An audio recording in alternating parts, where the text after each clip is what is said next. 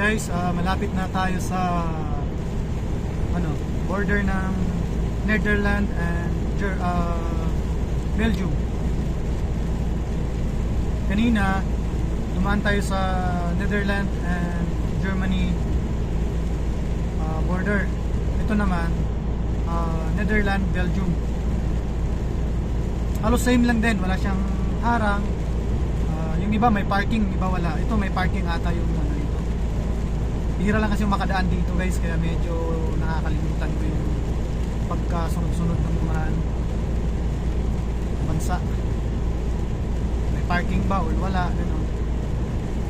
Yan, sa nakikita natin dito sa kanan, nakalagay Belgium 500 meters. Yan, ibig sabihin 500 meters from here, ano na siya, border na. Yan, itong tulay na to, ito ata ang pinaka-border nila eh.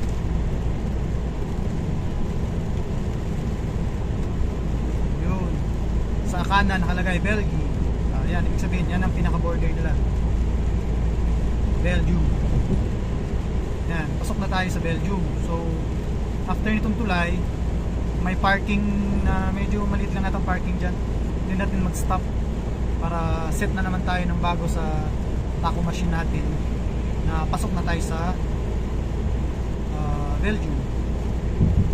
Then from here, mga 2 hours na lang nasa na tayo sa destination na. Sana walang traffic kasi mostly pag ganitong maulan, matraffic ang Belgium.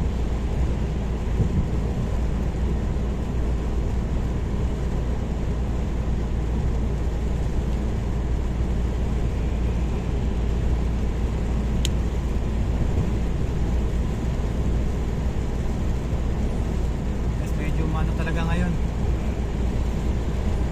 medyo malabo kasi nagmo-moist yung salamin ko.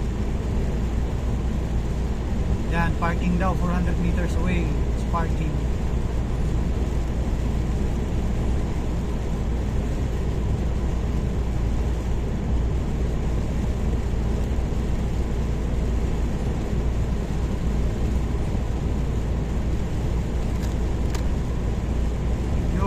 Mga pumapasok dito, mga tako nila hindi automatic. Yung mga dumediretso, yan yung mga automatic na yung mga tako nila, mga bagong truck. Automatic na nagsiset ng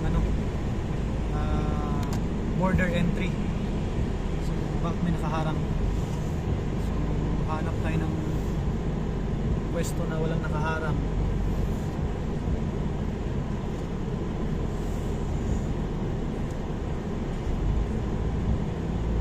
Ganyan lang yung border dito.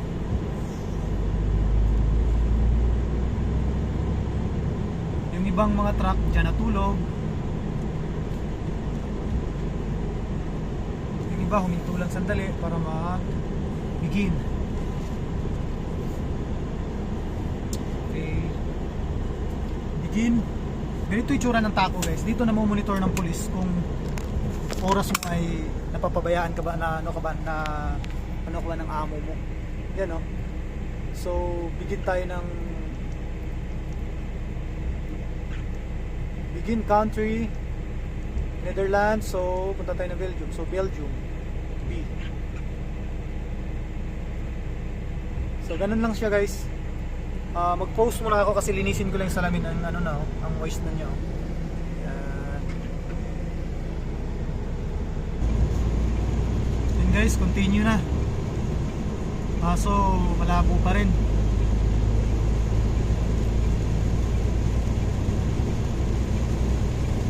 Belgium na to, Belgium.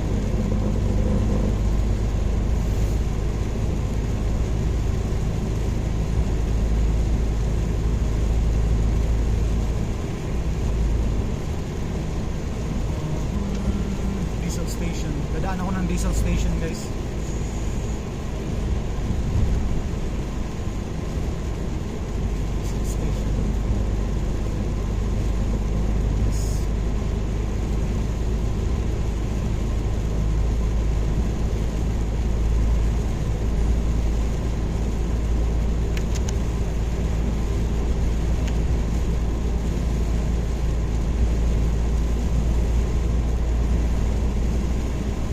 Guys, yan lang muna. Medyo malabo talaga siya.